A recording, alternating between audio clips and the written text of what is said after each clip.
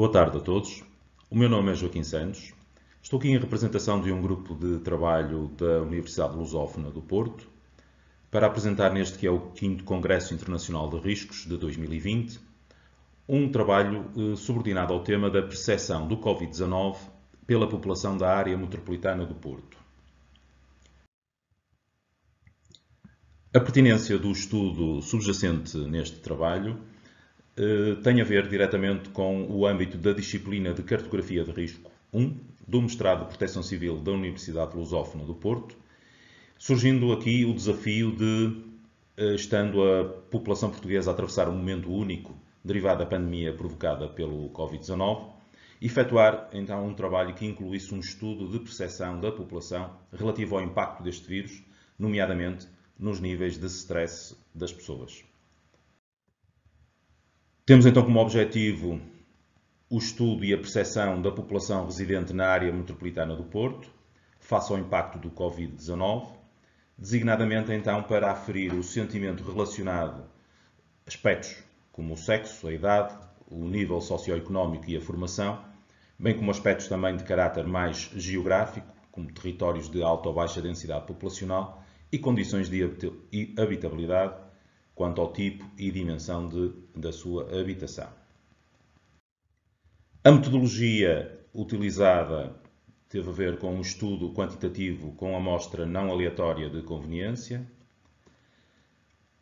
um questionário com 17 questões intitulado Percepção da Covid-19 na área metropolitana do Porto, que foi lançado em 15 de abril em pleno estado de emergência em Portugal. Este questionário utilizou uma escala reduzida de 4 questões, da escala mais completa de 13 questões do J. Paes Ribeiro e T. Marques, e resultando 325 respostas, oriundas de 70 freguesias de 10 concelhos do Distrito de Porto, que passaremos a analisar de seguida. Portanto, os resultados mostram-nos que as respostas foram dadas por indivíduos entre 16 e 80 anos, salientando que 70% das respostas correspondem a indivíduos com mais de 40 anos. Salientar ainda que a maioria dessas respostas correspondem a indivíduos do sexo feminino. A distribuição de respostas por concelho são apresentadas no presente gráfico. Os concelhos onde se obtiveram respostas em quantidade relevante foi Valongo, Porto, Vila Nova de Gaia, Paredes, Matosinhos, Gondomar e Maia, na quantidade que está de facto apresentada, destacando o concelho de Valongo com muitas respostas quando comparado com os outros concelhos. O nível de stress por concelho é representado neste gráfico que podemos ver agora, de destacar que quase todos os concelhos se situam à volta de um nível médio de stress, apenas Vila Nova de Gaia e Matosinhos ligeiramente acima, sendo que Paredes e Maia ligeiramente abaixo da média apresentada pela linha verde. O nível de stress global está representado no presente gráfico, de destacar que há 4 níveis de avaliação de stress, o baixo, o moderado, o elevado e o máximo, e que entre baixo e moderado as respostas correspondem a 72%. Apresentando de seguida uma análise dos resultados obtidos mais detalhada e de acordo com a idade, o sexo, o tipo de habitação e o nível de escolaridade da população inquirida, é de destacar, como pode ser verificado na distribuição dos níveis de stress por faixa etária, que o número de inquiridos que revelaram baixo nível de stress aumenta com a idade e que são os adolescentes que revelam maior ansiedade. A distribuição de níveis de stress por sexo é-nos mostrada no presente gráfico, revelando desta forma que os inquiridos do sexo feminino têm um nível de stress superior do que os indivíduos do sexo masculino, dado que as respostas do nível elevado e máximo são maioritariamente de elementos do sexo feminino. Quanto ao nível de stress por tipo de habitação, dividimos em apartamento ou similar ou moradia individual. O resultado indica-nos que os moradores em apartamentos ou similares, de facto, também revelam um nível de stress ligeiramente superior.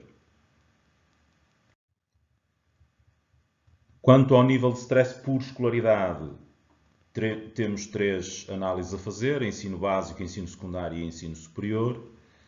Os inquiridos com habilitações superiores, portanto, que possuem ensino superior, também revelam um nível de stress ligeiramente superior quando comparado com os indivíduos do ensino secundário ou ensino básico. Quanto à análise de resultados, ainda podemos dizer ou sugerir que a maioria da população relatou baixos ou moderados níveis de stress, inerente aos constrangimentos impostos por esta pandemia. A maioria da população desenvolveu um sentimento de confiança e controle face à situação de crise. Quase metade dos inquiridos considera que o seu futuro profissional não está nada ou quase nada comprometido com esta pandemia. E ainda, a maioria apresenta como a sua principal preocupação o estado de saúde dos seus familiares. Como conclusões, podemos dizer que com este trabalho foi de facto possível aferir as diferentes percepções ao risco, de acordo com a localização geográfica, o sexo, as habitações académicas e o tipo de habitação, de acordo com os resultados apresentados anteriormente. E a partir destes resultados, obviamente que se tem mais informação face à forma como a população percepciona a pandemia e, portanto, pode-se contribuir para uma mais eficiente estratégia de comunicação para o risco por parte dos organismos centrais e regionais na eventualidade da ocorrência de uma segunda vaga pandémica. Quanto à continuidade deste trabalho, podemos dizer que o desenvolvimento poderá evoluir para permitir aprofundar a análise de alguns aspectos adicionais, como, por exemplo, a relação entre a percepção de risco e a freguesia de residência, ou ainda a percepção de risco com o comprometimento do seu futuro profissional. Quer neste trabalho, se o mesmo for continuado como é previsível, ou em trabalhos futuros, poderá ser utilizada uma escala de percepção de stress mais completa, com mais itens. Como referido anteriormente, a escala foi reduzida de 4 itens, ela poderá ir até 13, permitindo uma análise mais fina dos resultados. E como consequência deste trabalho, poderá também ser equacionada a possibilidade de se realizar um novo questionário semelhante, dirigido à mesma população-alvo, e comparar os resultados obtidos num período de tempo determinado. Por exemplo, emitir um questionário semelhante dentro de um ano ou, por exemplo, fora do período pandémico e comparar assim os resultados obtidos nos 2 estudos. Muito obrigado, coloco-me à disposição para alguma questão.